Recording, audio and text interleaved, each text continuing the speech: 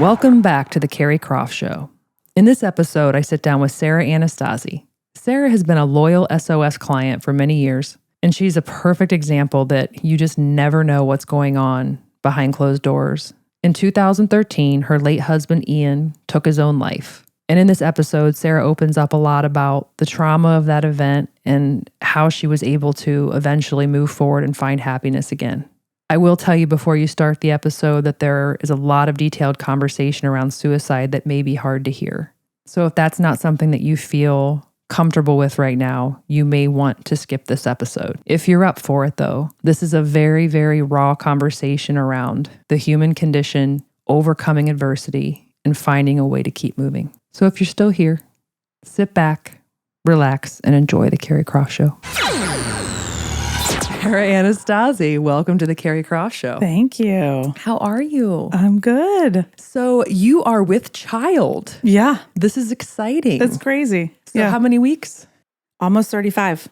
Holy shit, you're ready to pop. Yeah. Okay. We're ready. So is there any kind of induction scheduled, or is it more you going the natural route?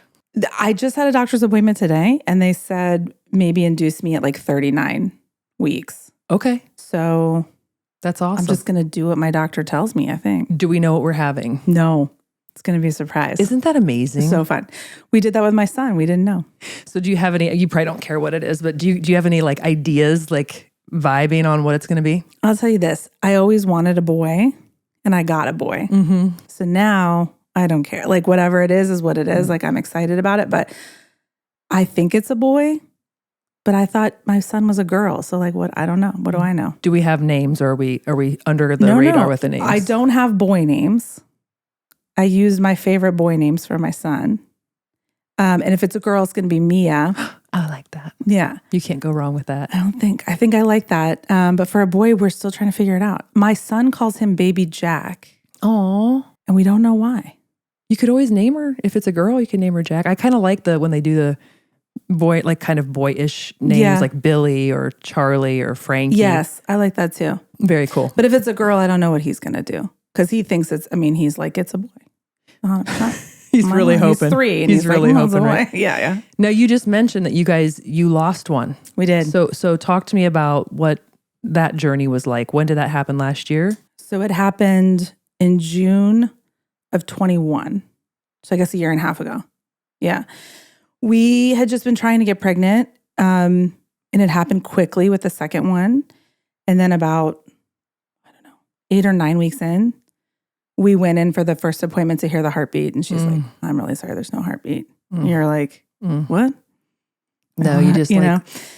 Yeah, so it was early on, but it affected me, really affected me, which I didn't think that I didn't think it would because it was so early. Yeah. But I was affected by that. Like, oh my, are you kidding me? Yeah. Of course you were affected by that, but I do think we have this thing that we do that, well, it was only 6 weeks along and I don't really deserve to have that mourning process like someone who maybe had a child and lost their child. And I think I understand it, but I do think that with any kind of grief or loss, and especially with fertility, you look at that and you think, God, the myriad of things that can happen. It's okay. Of course, you're going to grieve if it was 6 weeks or if it was something different, right? I read your story though. Yeah. About Jade. And I felt like an asshole. I did. Because you read that and I'm thinking, I'm a jerk. Because it was like 8 weeks. Maybe a little more. But you just kind of feel like, well, I didn't have any right. 8 weeks. We didn't even hear a heartbeat. You know what I mean? I only knew I was pregnant for 4 weeks. Yeah. So I remember listening to your story just thinking, I'm a jerk. Yeah. No. You know what I mean? Yeah, I can totally see that. Yeah. But it's like everybody's grief, whatever that experience is, thank God most people don't know, haven't been through what I've been through. Yeah. That would be horrible, right? Horrible. But it doesn't make your thing any less or any less valid, right? That was a life that you were excited about, and the what ifs, and the what could have beens and all of that.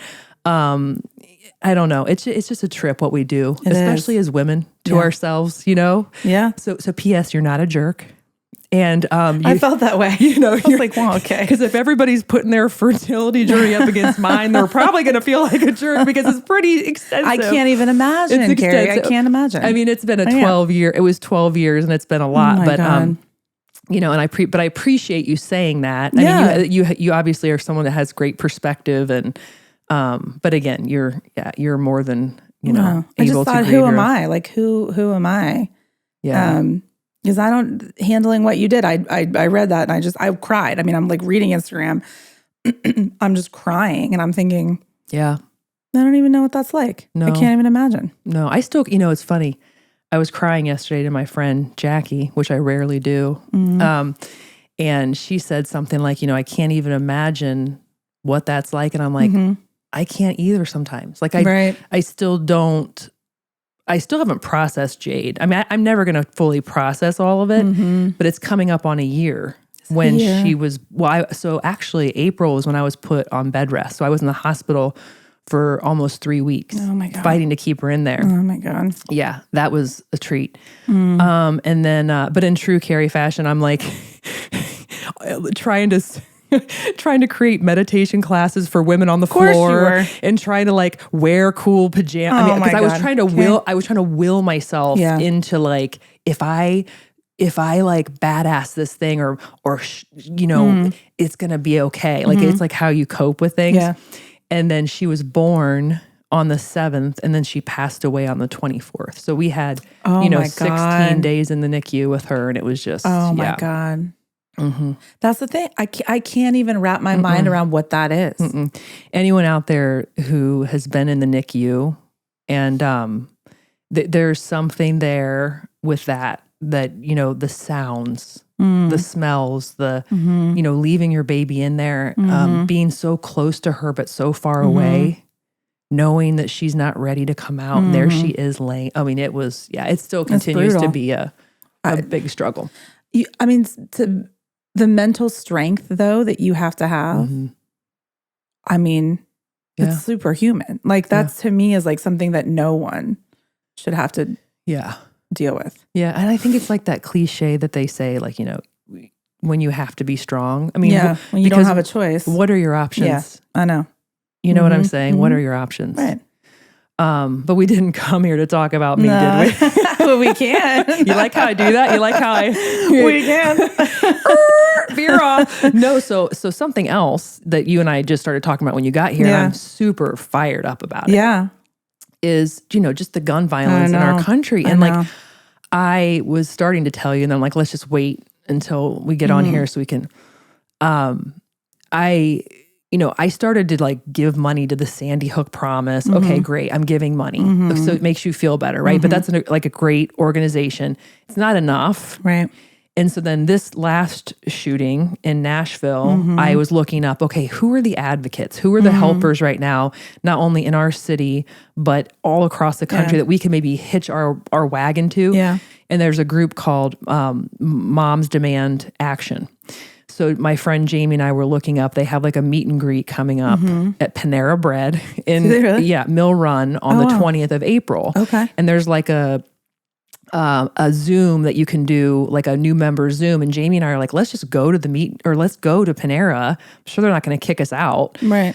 So anyway, this has been on my mind, and I'm continuing to get more mad, and like mad at myself too, where I'm like, how are you complacent? Yeah. How are you doing this? Like, how are we not outraged? And then we get outraged temporarily. And then what do? We look up because we want to see the victims, right? We all do this. Oh my God. We get so sick to our stomachs about these 9-year-old children and the other lives too. But then all of a sudden, as anything, you get overwhelmed. This is too big of an issue. Nothing more I can do. Not me, not my kids, not my bubble, not my problem. And then rinse and fucking repeat. It's the same cycle. Right. Every time. Well, so a friend of mine who I was venting to earlier sent me an article and said, did you see this? And it's an article about Upper Sandusky High School. And their track team is putting a raffle on, as high schools often do. Yeah.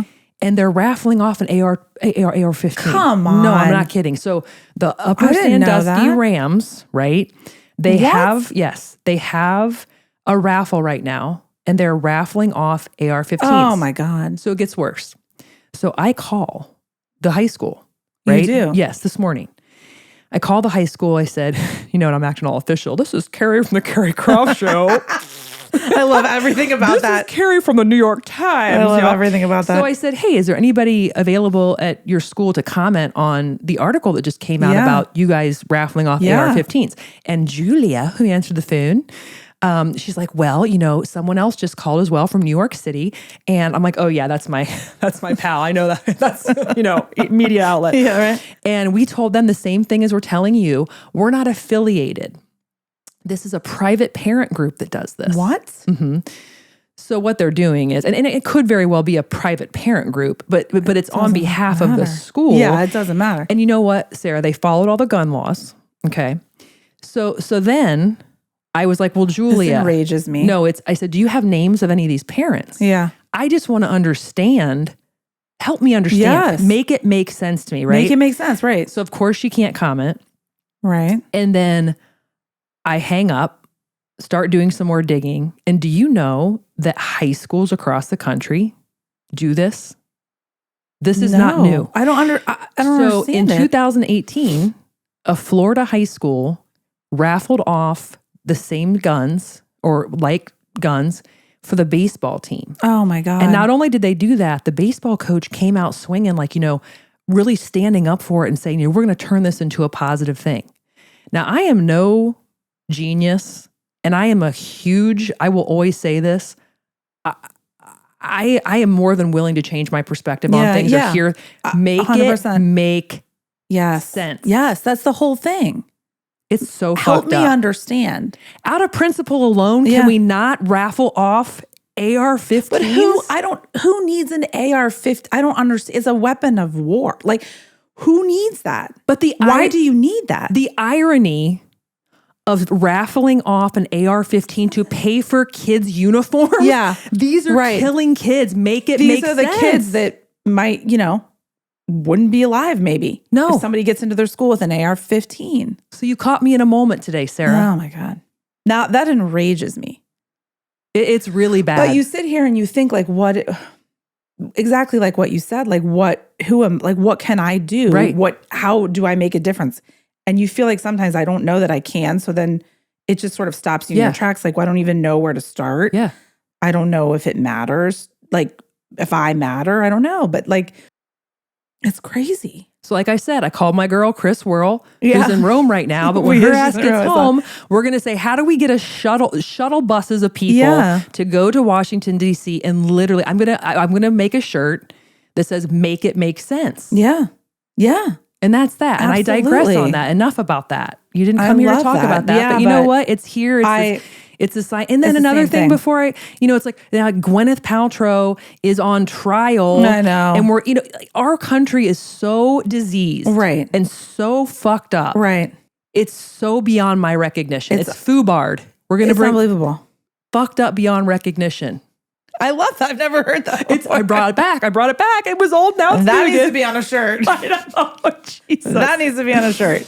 So Sarah, let's move on. Let's go to let's take another before my head pops off my neck. Yeah, exactly. I'm like, oh my God. Now, how long have when you started going to SOS, when was that? And what year was that you started to go into SOS? So I have to tell you this. I started going so my first class at SOS was at the old studio, like in 2012 or something. Okay. So I was living in Chicago, but when I would come home to visit, my friend Amy, who is good friend, is friends with Gretchen and Courtney, we would go take a class at the old studio.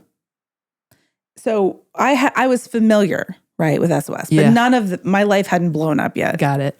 And I was in Chicago, and I was good, whatever. Yeah. So that was like my very first class, like 2012-ish, right? Mm-hmm. And then I'm in Chicago, but my first like real class, Grandview, I believe was 2016. Okay.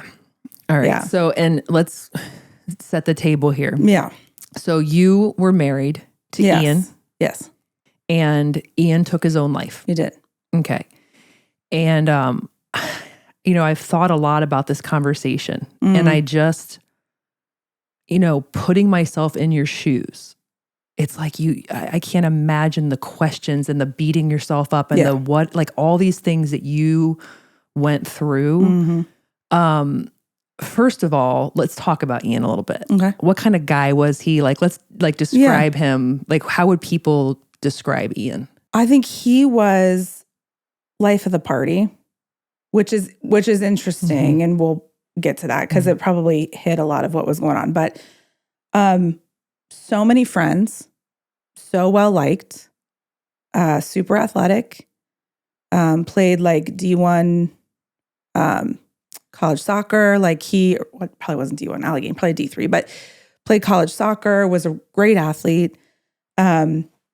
Just life of the party. I mean, he was fun. He was happy. He was all the things that you would say he wouldn't do that.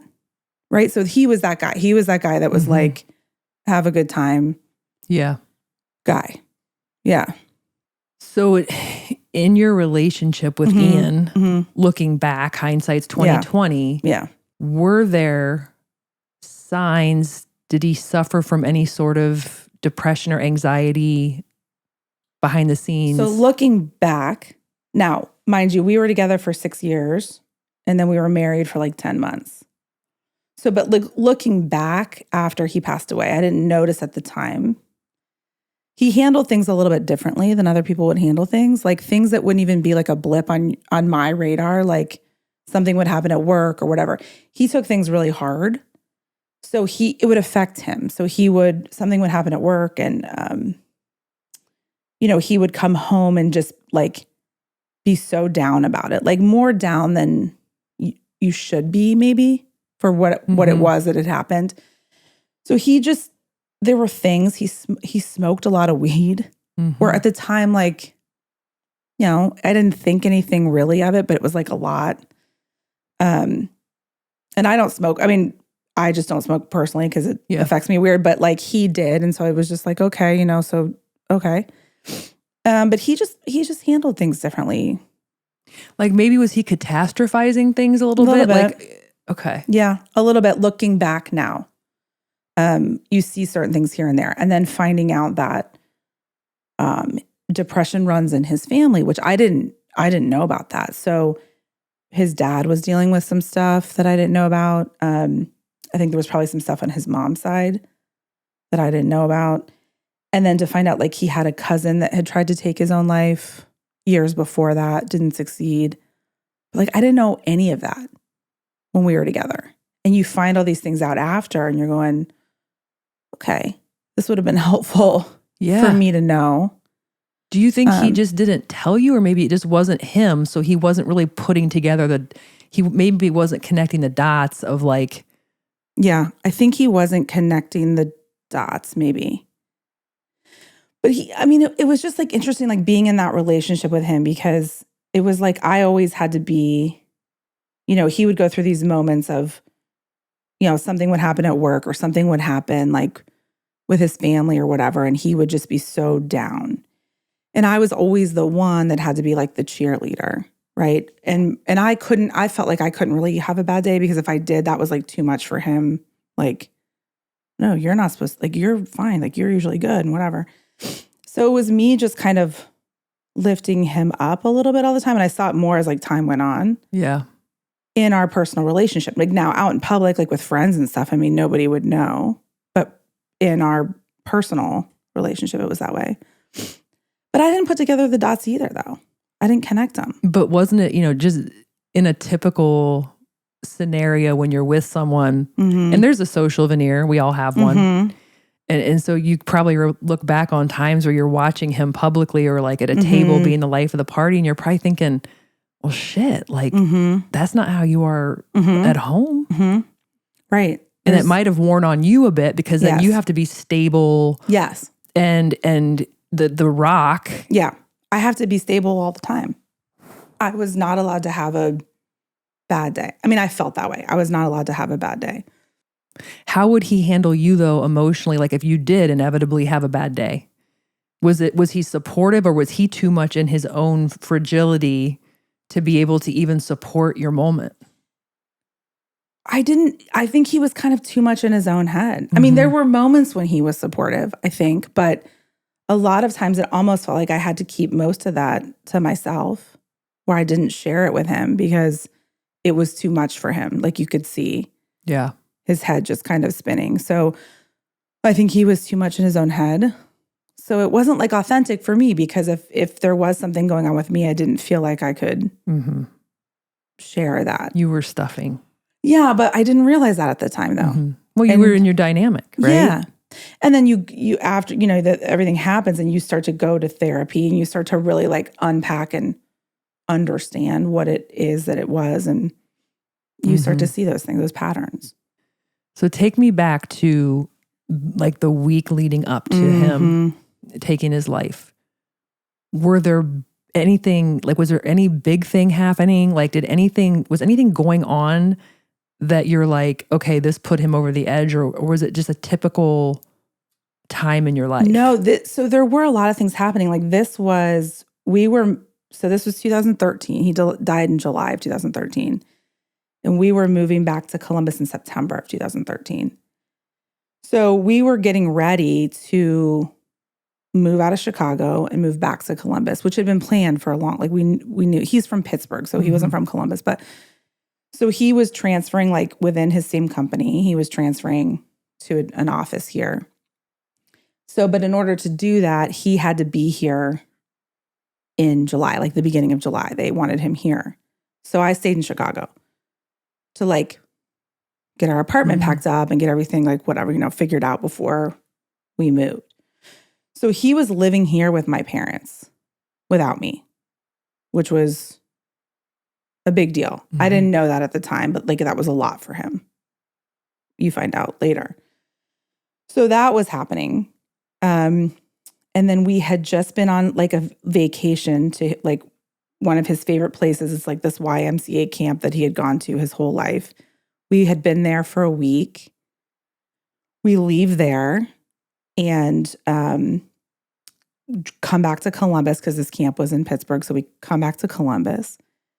And the next day, like I fly back to Chicago and he stays. And that was the last time I saw him when he dropped me off at the airport. So it was a big deal in his, like a big time of change in his life, in my life too. But I was coming home to my hometown, and we had been in Chicago for 10 years. So I was ready to come back. I knew I would. So it was a big deal for him. Again, I didn't know how big of a deal it was. So that's what was kind of going on the week leading up to, like I flew back to Chicago on a Tuesday morning. He died on Wednesday. So, I mean, it was a lot going on. Yeah. Do you remember the last thing you guys said to each other? Yeah. So he dropped me off at the airport early on Tuesday morning.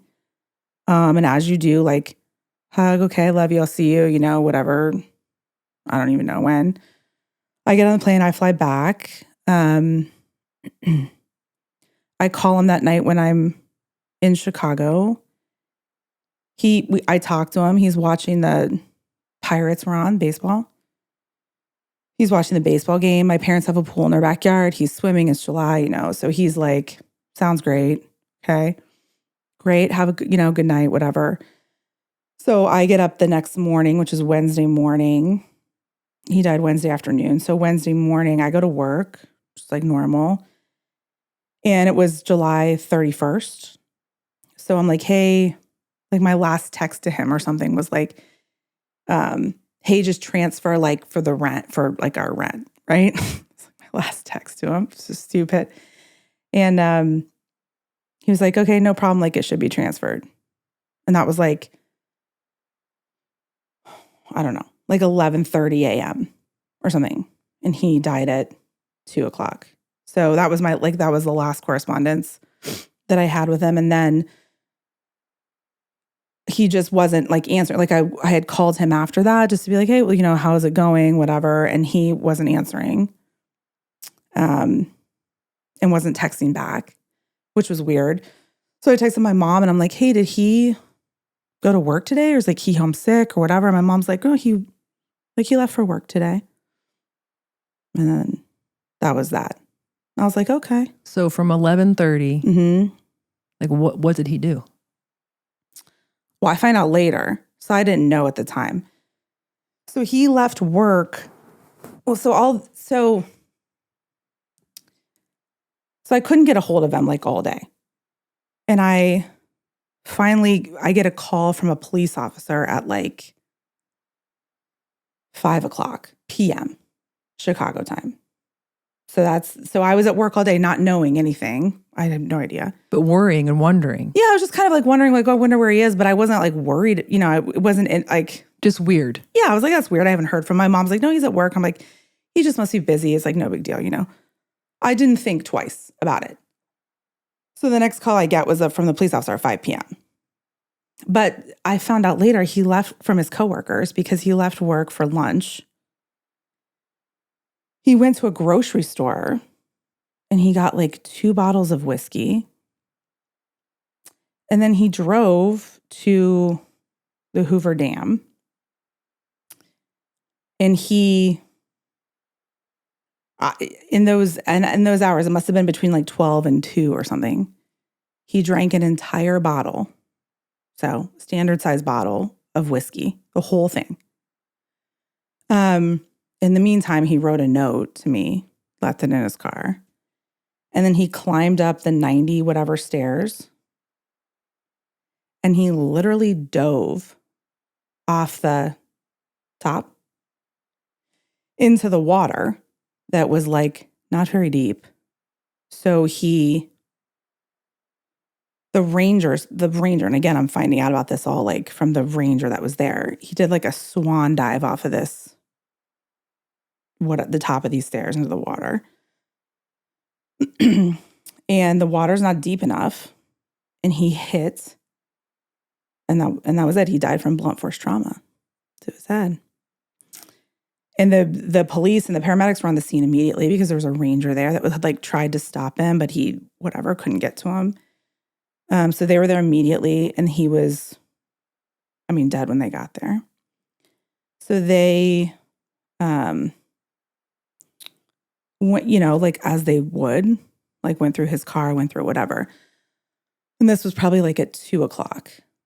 So then by the time they kind of get all of the information together and figure out like, who do we contact about, like, who do we call, whatever, who's the emergency contact person, I get a phone call then at 5:00. So it's like a few hours had passed before I got a phone call. So, but I found all of that out, like, I go from him not responding, work a normal work day till 5 p.m. and I get that phone call. Like, I didn't know what had happened in between. That was pieced together for me, like, after probably the next day or 2 days later. Yeah. So, get a phone call and you're like, sorry, what? I just, I cannot, going back to what you said, and this is why grief is so, and everyone's story is so specific. It's like, I should feel like a jerk for anything I've ever. Oh my God. But do you know what I'm saying? Yeah, but I mean, you no. can't, that's the point though. Yeah. Is the things that life, you're dropping them off from the airport, you're texting about the rent, you're planning your, next steps together. Yeah. And then lights out. It was like, it is just too much. It's too much to even think about what you even went through from the moment you found out. Yeah. What was the letter? Was it scribbled from like when he was like in the car frantic, or what was the? It looked, the handwriting, they gave me the letter. The handwriting looked normal. So I don't know how drunk he was when he wrote it. That's what I was kind of trying to figure out. Like, was he sober when he wrote this letter? Because the handwriting looks exactly like his handwriting would look. It doesn't look weird or whatever. And it doesn't say much. It's just like, I'm really sorry. And I hope you can find forgiveness someday. And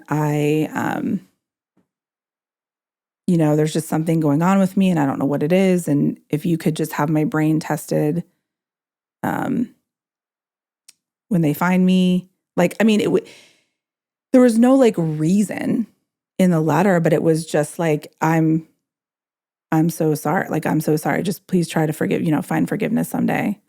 And, I'll tell my family I love them. I mean, it was just kind of like that. But I was like, it looks like he wrote it sober though. And I don't know. I don't know that there's a way to know like how drunk he was when he wrote it. But like, I do know that he would have, had he not jumped, he probably would have died from alcohol poisoning. So when they did the autopsy, like his blood alcohol level was like 0.5. Like he probably would have passed away had nobody gotten to him from alcohol. And this is I can't even imagine how many times you've taken the circle around, like, what could I have done? I'm so angry. What was he thinking? What was wrong? And I think that just shows where he says, have my brain tested. That people who are in these situations, they don't know sometimes. Right. Like, it's not necessarily like this external situation is leading me to jump off the Hoover Dam. I feel so trapped and horrible in my head. Yeah. That I don't even know how to. Right. And you know what? People don't wear that sign on their head they mask it. Yeah. They veneer. They this is what's so scary about suicide. Yeah. Yeah. It's because it was so silent. Like, it was so silent. And you just go through that whole thing. I mean, when I got that phone call, that was the first time I ever felt like an out of body experience. I felt like I was not in my body. Like, for a long time, I didn't remember like the events after that. You just sort of black out. And I think your brain gives you what you can handle, protects you in that way. So like there was a long time when I didn't remember all of the events that happened after that. And I remember them now. They came back. But in that moment, it's like you're just watching yourself, really, is what it felt like.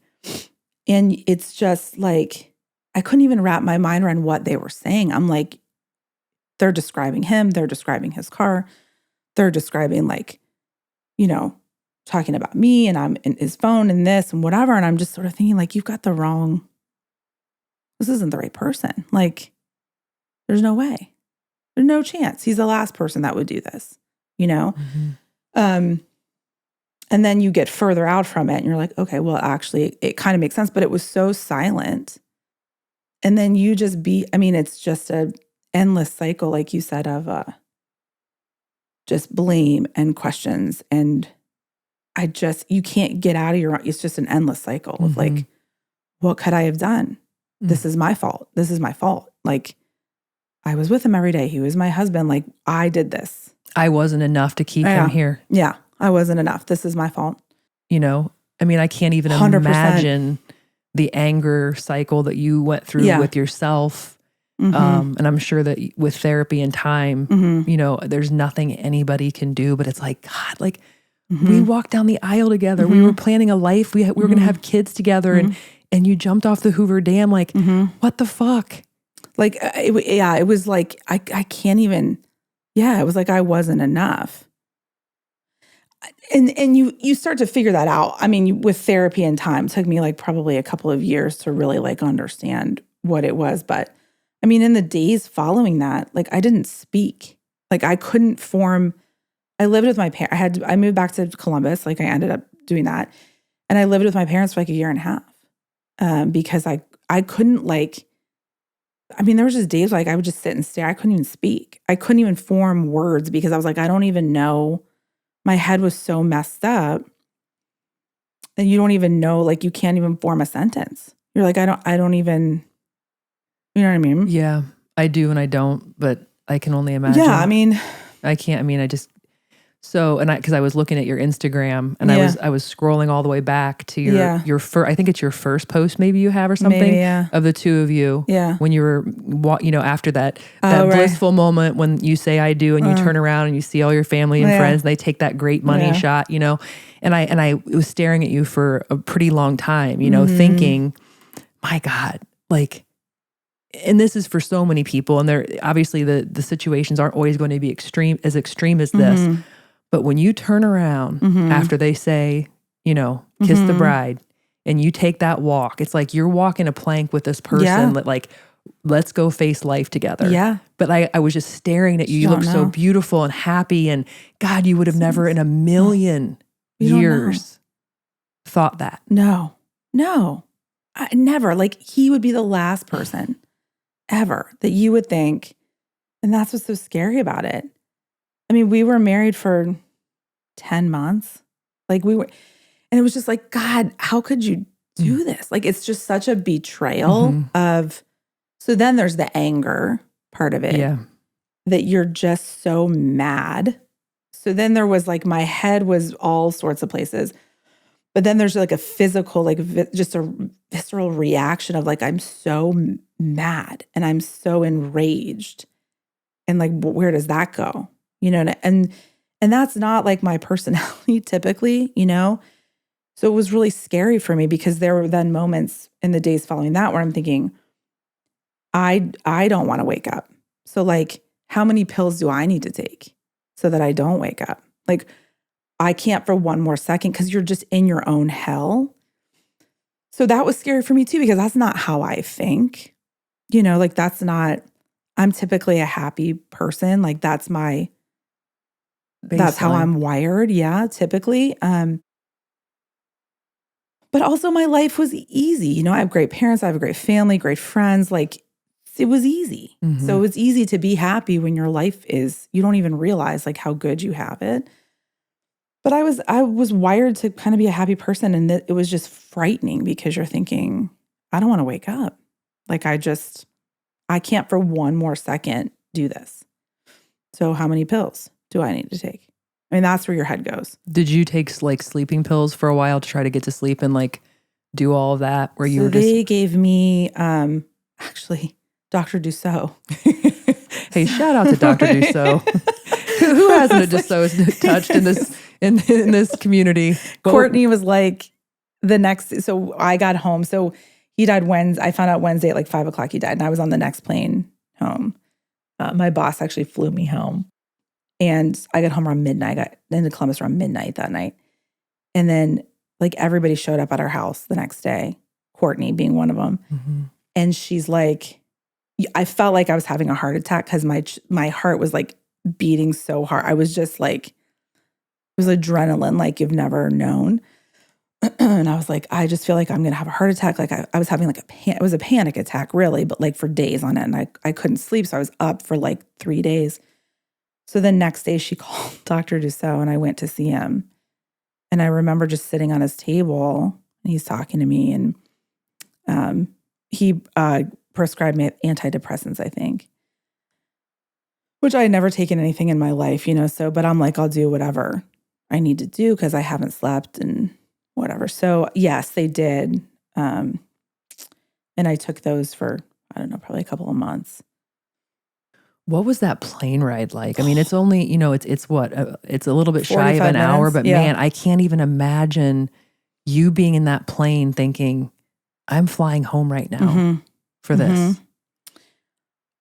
The only way I can describe it is like I was outside of my body. So my boss, he booked the flight. I remember him bringing me to my apartment to get clothes. So I'm just like throwing stuff in a bag. I'm like, I don't even know. And he's like waiting for me. And then and my boss, he was like a second father. I mean, he's a wonderful man. So he like brings me to my apartment. I'm like packing a bag, whatever. And then he drives me to O'Hare, and just the whole car ride. I mean, I'm just like, I don't even know my own name. I don't even know how to like whatever. And I just remember like blindly following him through the airport. I remember vividly thinking like, thank God he's here, because I don't know that I could navigate this airport.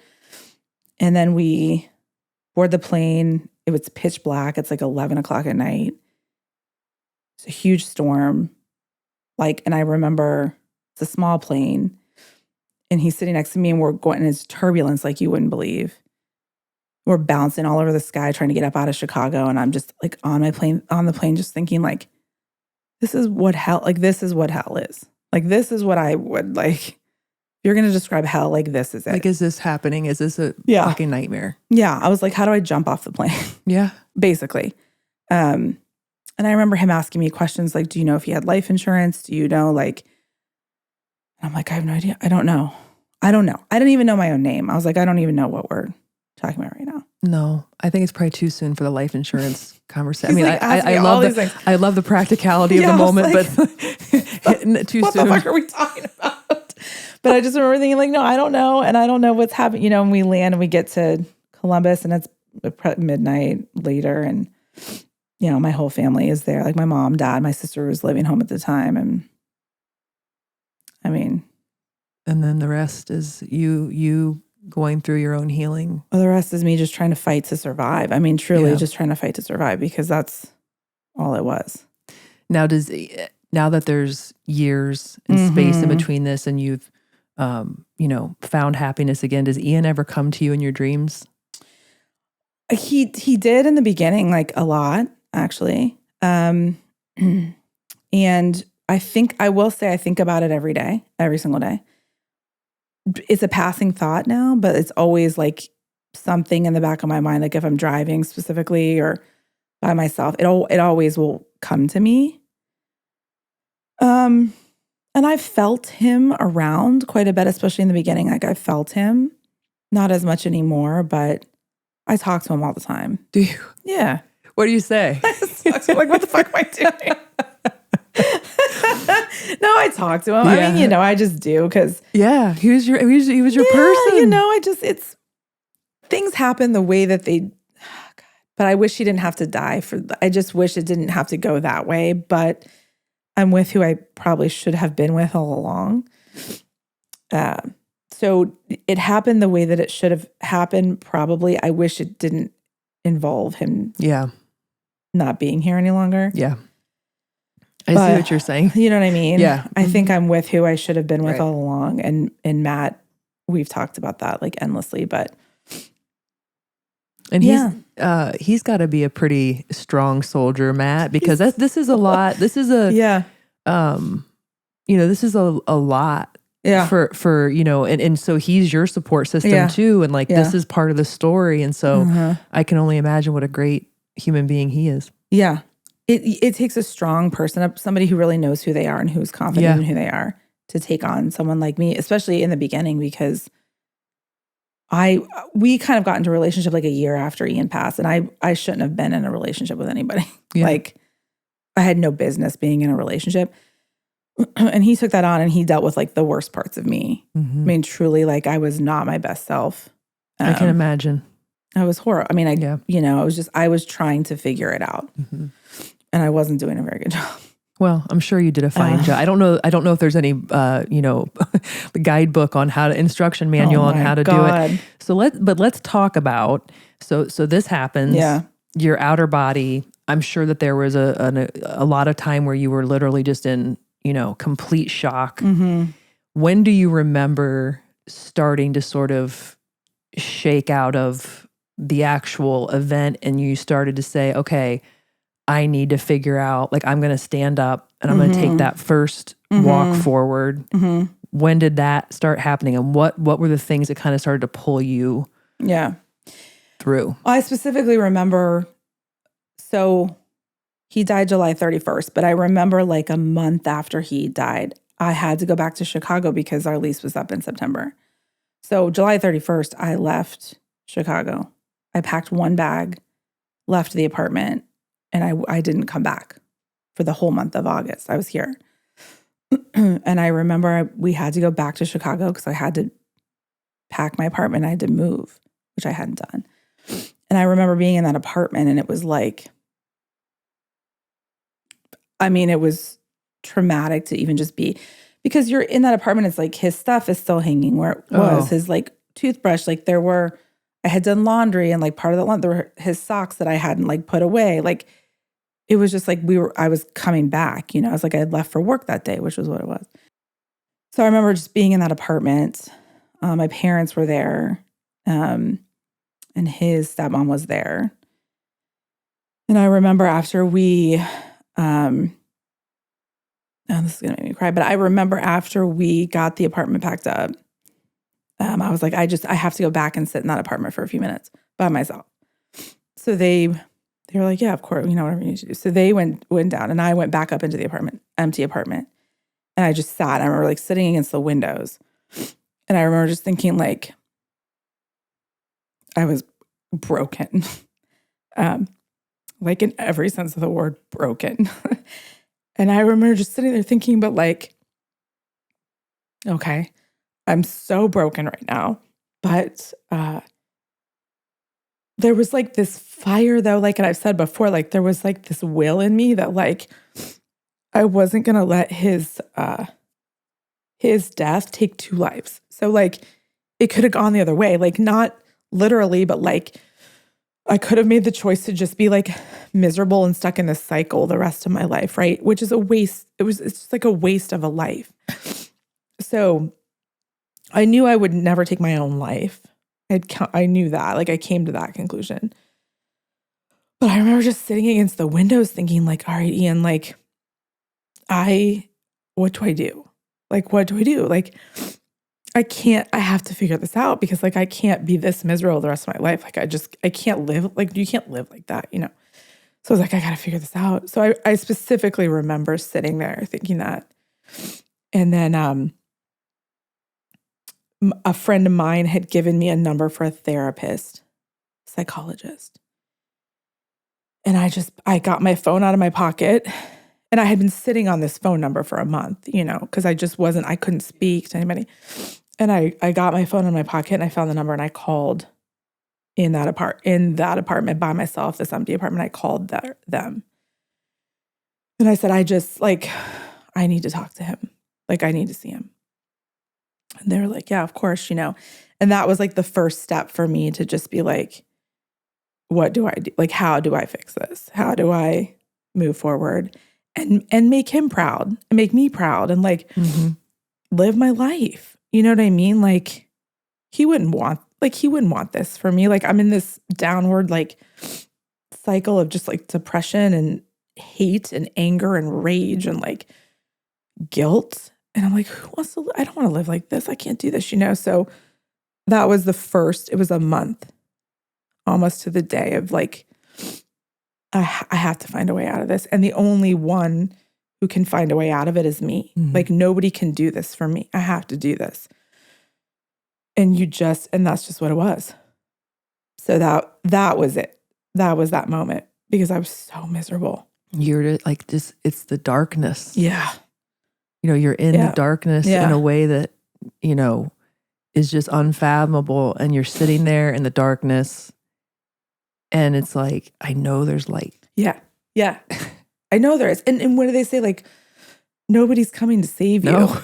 Right? Like that's like, what Kirk Barton said on the, I mean, he's right. No one's coming to save you. Like I had all the support in the world. I had the best parents, siblings, friends, community rallying. Like I could literally feel the energy, when you put that energy kind of out into the universe and like the prayers and the cards and the calls and this, I could physically feel it. I don't know how to describe it. Like I could feel that energy.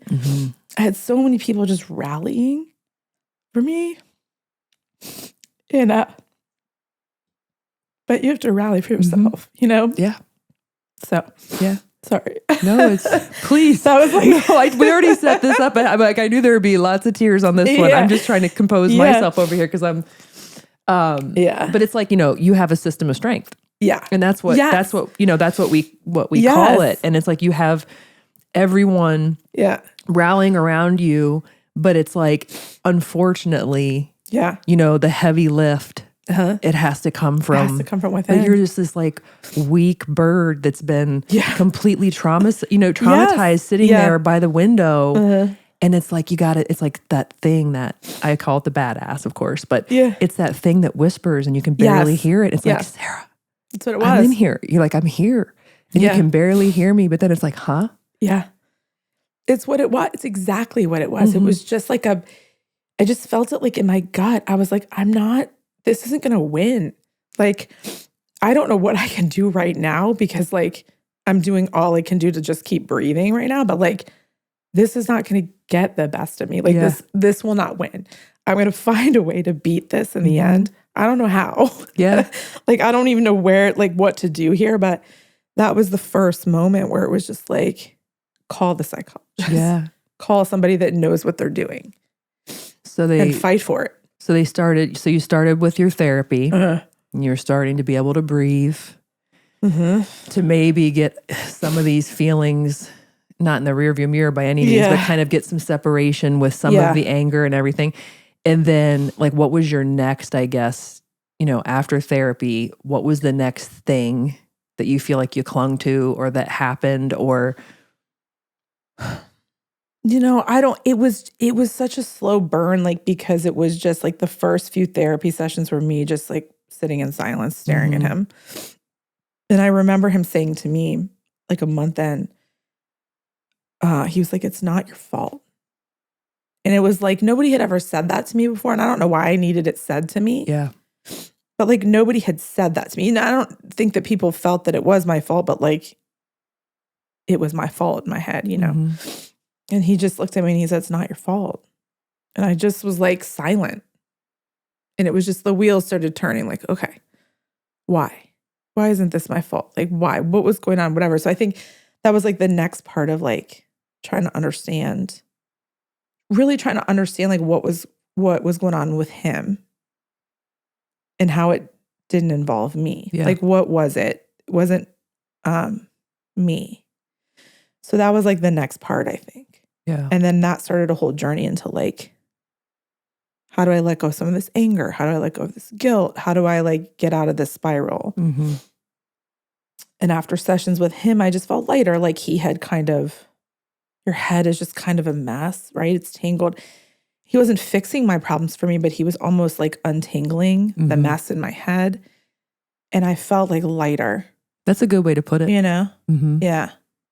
So when did you start hitting the mat with SOS, and how did that, how did the, like being there, showing up and fighting for yourself every day? SOS, and we all know, me, if you know, the internal dialogue that you have under normal circumstances, let alone what you're going through. So talk through how that all played out. So then I started getting better towards the end of that year and into like,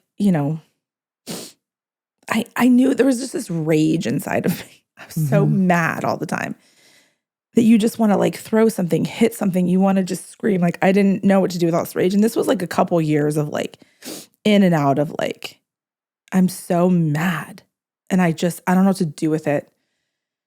And it was just like, I don't know why. I lived down the street from SOS. I was living in Grandview Yard then at that time. I knew about SOS. And I just thought, I have to go back there. And I don't know why. Again, it's like, I don't know why. Like, why did I pick up the phone to call the psychiatrist? Why did I, whatever? And it was just like another step in the fire that's like, this isn't going to win. I knew I needed something more. I needed an outlet somewhere. And I had no business being at freaking SOS. No, you did. You had all the business being there. I walked into Corella's. Oh boy. Ray. In the mix. At like 11:30 a.m. on like a whatever weekday. And I'm like, what the fuck am I doing here? How did I get here, first of all? Like, you walk into an SOS class, like it's intimidating as shit when you walk in for the real first time. Yeah. Her class is packed. It's Corella, right? Who I absolutely adore. And she'll be listening because she's the March #1 fan of the Keri Croft show. I love her. Yeah. I love her so much. So do I. She's wonderful. But it's intimidating shit. Like you're walking in and going, what am I doing? And I got my ass she crushed me in every sense of the word. But in that moment, like I talked about before, like nobody knew what had happened to me. Nobody felt sorry for me in there. And for an hour, all I could think about was like how physically miserable I was. Yeah. And I left and I thought, I didn't think about Ian's death for one whole hour. When it first happened, I would have to like train my mind, like, okay, 30 seconds, don't think about it. focus here for 1 minute. It was exhausting because it was all I could think about, right? It's like I couldn't even get my work done. I couldn't do anything. And it was all the time. And that was part of like the rage. It was so exhausting. For 1 hour, I didn't think about it one time. I was just physically miserable. Mm-hmm. Like I can't do one more goddamn box jump. I can't lift that weight. Like what am I doing? And the sweat at SOS is different. It hits different. It's burning my eyes. It's running off my nose. I'm so mad because I'm just Gretchen will be loving the sweat, like the imagery of the sweat. Nobody loves a good SOS sweat talk like Gretchen. It is. It's different. Yeah. I never felt that way before. And it was almost just like, it was like cleansing me. And it sounds so crazy, but it was just like, just running off my face and just the pure like physical, like, it was like my rage had somewhere to go. Mm-hmm. You know what I mean? Where you're just throwing on heavy weights and I'm just tired and I'm mad because I'm tired and I'm mad because maybe I'm out of shape or whatever. And Corella's like, counting sucks. And like, I'm just like, and everyone around me is better than me, right? Like everyone else is still doing burpees. And I'm like, well, I can't breathe, So it was just like this powerful. And I remember like the garage doors were open. And I just remember it was like this powerful like thing. And I just kept coming back. Yeah. For years and years and years, 5 or 6 days a week, I was at SOS. And it was just like everything to me. Everything.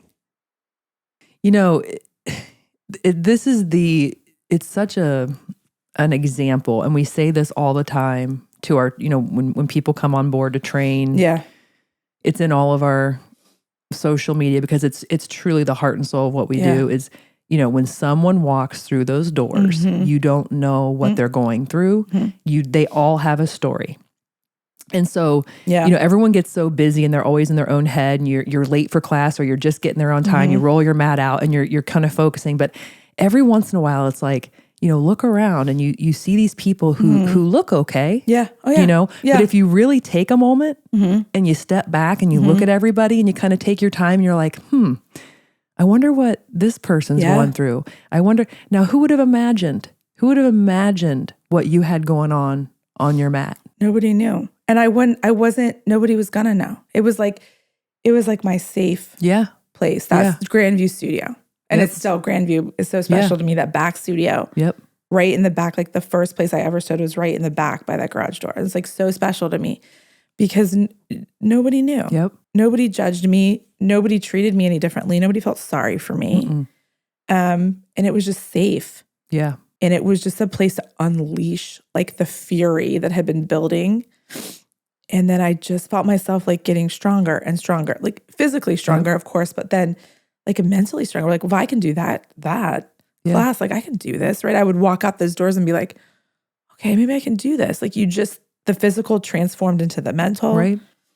And it was just like addictive. You know what I mean? It was like, I have to be there. Yeah. For my mental stability. Like, and I still feel that way. I have to be in SOS. Like, no, I do too. I feel the same exact way. I just think it's so important. And I love that about the brand and the mentality and the heart that is SOS is that everyone's story is like this tapestry that's weaved inside and outside of the studio walls. But it's like, never forget that. Like, you don't know that, someone that's right next to you could be going through something that is really, really hard. Yeah. And so act accordingly. Yeah. Yeah. Say hello or give them a smile or be patient or just, it's crazy to me. Yeah. How important that is and how much that's glossed over sometimes. Yeah. I mean, Corella doesn't even know. I mean, maybe she knows now, but when she left, I wrote her a note, and that was like, I don't remember what year she left, maybe, I don't know, a year or two after I started SOS. And I'm just religiously was at her class like every Wednesday, I think. And I wrote her a note and I told her like what had happened. She had no idea. She didn't know like she was my therapist. I mean, she didn't know. She didn't know that it like the how much I relied on her. Yeah, so that makes me emotional. All the instructors, like, I think about the early ones like Kim and Darcy and Corella and like, and then it just all the people that I saw regularly. at SOS. Gretchen, you, like everybody. And it was just like, you don't even know. Like, you don't know what you mean to me. Yeah. You don't even know. That's like, here goes, here comes the waterworks. Yeah. It's going to be a crack. Yeah. Well, no, but like and I know that the trainers out there are hearing this. Yeah. And God, like if you ever were wondering if what you did made a difference, if you ever were wondering, and so keep doing it the right way and know that like there are Sarahs out there who are leaning on relying you for on you. Not just an hour workout. No, it's just not. It's not. It's not. It's the trainers I see all the time. Like I said, like, so it was always Darcy, it was always Carl, it was Kim, it's Steph. It's like the ones that I see all the time. And it's like, you guys don't even know like that I rely on you so much that if you're not there one day, I'm like, wait, where are they? Like, there's a sub. Hold on a second. But it's just like the stability that they provided in a time that was so unstable for me. Yeah. And like you said, like they don't realize how much they mean to the people that walk in those doors. Yeah. And how sacred of a space that is. It just, you guys put it a certain way, like when you wrote about it, just like you hold space for what people are going through. It just, you hold space for like, people's like souls to like, and that's what it is. I mean, it's so much more than like, I wouldn't be I wouldn't be doing it for this long, this passionately if it was just about the work.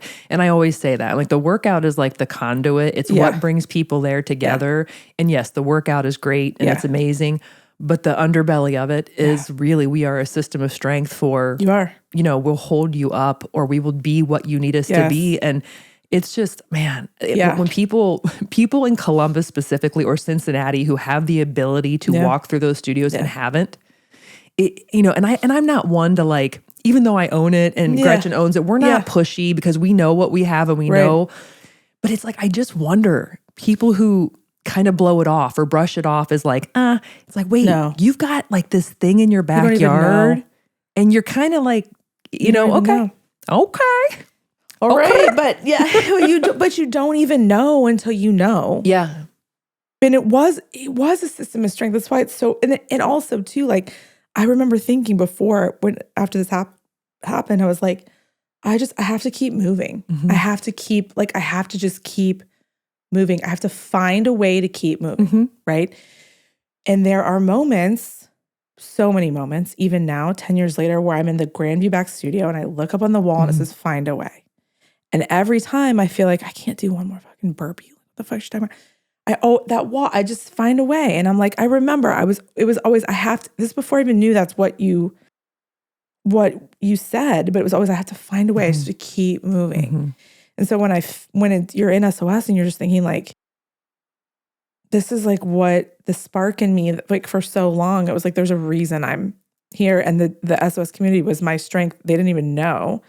But they were like holding me up that hour every day, which just put me in such a mental, I told Gretchen, I'm like, I could never repay you. Like, I don't even know how to thank you. And you for starting something so beautiful. I mean, we're sorry. You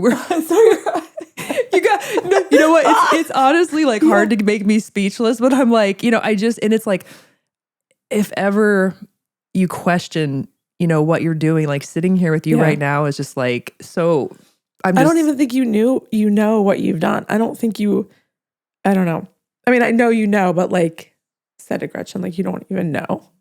I mean, it's just, to me, it's like to be able to have the opportunity to meet people like you and be a positive part of it. It's like I could never ask for anything else. I always say like my therapist, my family, my friends, and SOS. Like, what were the ingredient? Like, what was it? And it was like the sum of all the parts of those things. And SOS is always part of that. That's what healed me like so much physically, mentally. Like I got so strong in both aspects. Yep.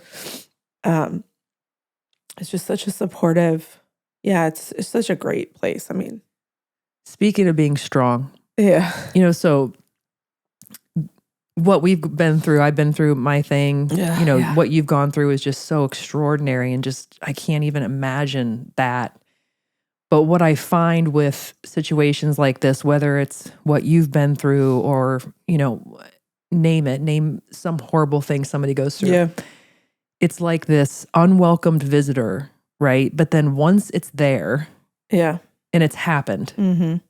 it's within your control how you handle it. And so I know for me, there have been some really incredible things in spite of what I've been through that I look at and I go, wow.